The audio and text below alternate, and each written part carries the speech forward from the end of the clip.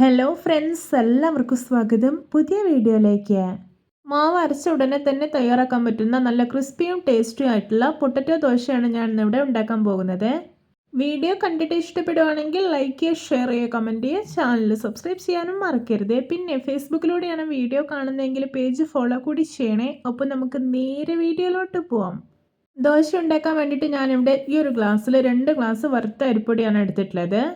ഇത് നമ്മൾ പത്തിരിയും ഇടിയപ്പമൊക്കെ ഉണ്ടാക്കാൻ വേണ്ടി എടുക്കുന്ന പൊടിയാണ്. ഇനി ഇത് മുഴുവനായിട്ടൊരു മിക്സിയുടെ വലിയ ജാറിലേക്ക് ഇട്ടുകൊടുക്കാം. ഇനി ഇതിലോട്ടൊരു അര ഗ്ലാസ് റെഡ് അവിൽ സോക്ക് ചെയ്ത് എടുത്തിട്ടുള്ളതാണ്, ഇത് കൂടി ഇട്ടുകൊടുക്കാം. ഇനി ഇതിലോട്ടൊരു 3 ടേബിൾ സ്പൂൺ നല്ല പുളിയുള്ള തൈര് ചേർക്കുന്നുണ്ട്. ഇനി ഇതിലോട്ടൊരു മീഡിയം സൈസ് പൊട്ടറ്റോ മുറിച്ചത് ഇട്ടുകൊടുക്കാം. നിങ്ങൾക്ക് ഇതിലോട്ട് ബോയിൽഡ് പൊട്ടറ്റോയും ചേർക്കാവുന്നതാണ്. ഇനി ഇതിലോട്ട് ഒരു ഗ്ലാസ് വെള്ളം ഒഴിച്ചു കൊടുക്കാം. എന്നിട്ടൊന്ന് മിക്സ് ചെയ്തെടുക്കാം. ശേഷം നല്ല സ്മൂത്ത് ആയിട്ടൊന്ന് അരച്ചെടുത്ത് വരാം. ഇപ്പോൾ ഇതാ നല്ല സ്മൂത്തായി തന്നെ അരച്ചെടുത്തിട്ടുണ്ട്. ഇനി ഇതൊരു ബൗളിലേക്ക് മാറ്റി കൊടുക്കാം. ഇനി ഇതിലോട്ട് കുറച്ച് ജാറ് കഴുകിയിട്ട് വെള്ളം കൂടി ഒഴിക്കുന്നുണ്ട്. ഇനി ആവശ്യത്തിനുള്ള ഉപ്പ് ചേർത്ത് കൊടുക്കാം. എന്നിട്ട് നന്നായിട്ടൊന്ന് മിക്സ് ചെയ്തെടുക്കാം. ഈ ഒരു മാവിലോട്ട് വെള്ളം ഒഴിക്കുമ്പോൾ പ്രത്യേകം ശ്രദ്ധിക്കണേ, കൂടി പോകരുത്. ഈ ഒരു ബാറ്ററിൻ്റെ കൺസിസ്റ്റൻസി എന്ന് പറയുന്നത് ഓവർ ലൂസ് ആവാനും പാടില്ല, എന്നാൽ ഓവർ ടൈറ്റും ആവരുത്. നമ്മൾ ഉഴുന്ന് ദോശയ്ക്കൊക്കെ മാവ് റെഡിയാക്കി എടുക്കല്ലോ, അതിനേക്കാൾ കുറച്ചൊന്ന് ലൂസായിട്ടിരിക്കണം. ഇപ്പോൾ ഇത് മാവ് നല്ല പെർഫെക്റ്റ് ആയിട്ട് മിക്സ് ചെയ്തെടുത്തിട്ടുണ്ട്. ഇനി നമുക്ക് ദോശ ഉണ്ടാക്കിയെടുക്കാം.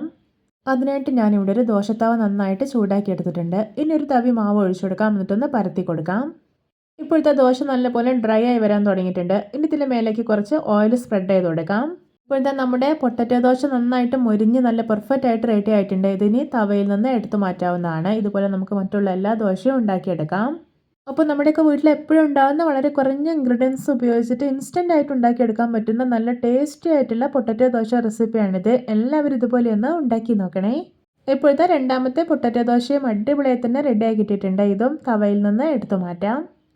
പിന്നെ നിങ്ങൾക്ക് ഈ ഒരു പൊട്ടറ്റോ ദോശ നല്ല ക്രിസ്പി ആയിട്ട് വേണമെങ്കിൽ അങ്ങനെ ഉണ്ടാക്കിയെടുക്കാം. പിന്നെ നല്ല സോഫ്റ്റ് ആയിട്ടാണ് വേണ്ടതെങ്കിൽ അങ്ങനെ ഉണ്ടാക്കാം. നിങ്ങൾക്കിത് ബ്രേക്ക്ഫാസ്റ്റ് ആയിട്ട് മാത്രമല്ല, ലഞ്ചായിട്ടോ ഡിന്നറായിട്ടോ ഒക്കെ കഴിക്കാവുന്നതാണ്.